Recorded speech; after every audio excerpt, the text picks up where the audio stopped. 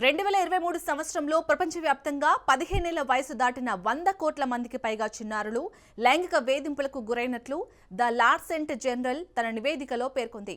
ఇక సుమారు 60 కోట్ల మంది అమ్మాయిలు తమ రహస్య భాగస్వామి చేతిలో హింసకు గురైనట్లు ద లాన్సెట్ జర్నల్ తన రిపోర్టులో వెల్లడించింది. రహస్య భాగస్వామి హింస, లైంగిక వేధింపుల కేసులు ఎక్కువగా ఆఫ్రికా, దక్షిణాసియా దేశాల్లో నమోదవుతున్నట్లు గుర్తించారు. ఈ ప్రాంతాల్లో ఆరోగ్య సమస్యల ఆధారంగా కూడా నిర్ధారణకు వచ్చారు.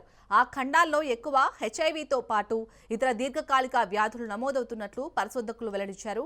15 ఏళ్లు దాటిన మహిళలపై ఇండియాలో రహస్య భాగస్వాముల హింస సుమారు 23% ఉన్నట్లు తేల్చారు. 15 ఏళ్లు దాటిన సుమారు 30% మంది మహిళలు, 13% మంది పురుషులు తమ చిన్నతనంలో లైంగిక వేధింపులకు గురైనట్లు స్టడీలో తెలిపారు.